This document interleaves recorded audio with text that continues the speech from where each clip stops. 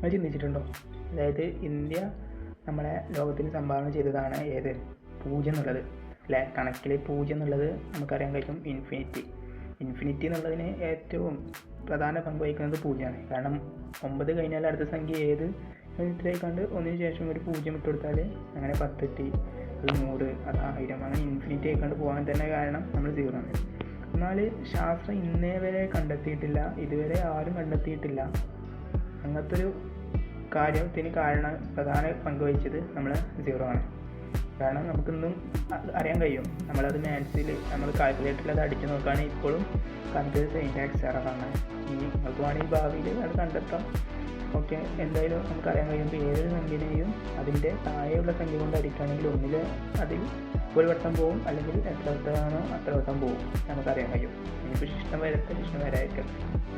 എന്നാൽ ഒരു സംഖ്യയുടെ മുകളിലുള്ള സംഖ്യ അതിന് ഒരു വട്ടം പോലും പോവില്ല, അല്ല അപ്പോൾ അതിനുത്തരം 0 എന്ന് കിട്ടും. എന്നാൽ അതുപോലെ തന്നെ ലോകത്തിലെ ഏതൊരു സംഖ്യനെയും 1 കൊണ്ട് അടിച്ചാൽ അതിനുത്തരം ആ സംഖ്യനേക്കാരം. എന്നാൽ ലോകത്തിൽ ഇപ്പോൾ ഏതൊരു സംഖ്യ, ഇപ്പോൾ വലിയ സംഖ്യ ആവണ്ട, ഇപ്പോൾ 1 തന്നെ ആയിക്കോട്ടെ, 1 എത്ര 0 ഉണ്ടെന്ന് വെച്ചാൽ അതിൻ്റെ ഉത്തരം എന്താ കിട്ടുക? ആർക്കും അറിയില്ല. കാരണം മാത്സ് ഇപ്പോൾ കാൽക്കുലേറ്റർ അത്രയും പെർഫെക്റ്റ് ആയിക്കാണ് പറയുന്നില്ല. ആ കാൽക്കുലേറ്ററിന് പോലും ഇന്ന് കണ്ടെത്തിയിട്ടില്ല. കാൽക്കുലേറ്ററിൽ പോലും ഇന്ന് വരെ അപ്ലൈ ചെയ്യാത്ത ഒരു മാത്സാണ് ഏത്? നമ്മളെ 0ത്തിന് ഏതൊരു സംഖ്യ കൊണ്ടും അതിലെത്ര 0 ഉണ്ടെന്ന് വെച്ചാൽ ഇന്ന് വരെ ശാസ്ത്രം കണ്ടെത്തിയിട്ടില്ല. ആദ്യമായിട്ട് എടുത്ത വ്ളോഗാണ്. ഓക്കെ, തെറ്റുകുറ്റങ്ങളുണ്ടെങ്കിൽ ക്ഷമിക്കാം. Okay, thanks.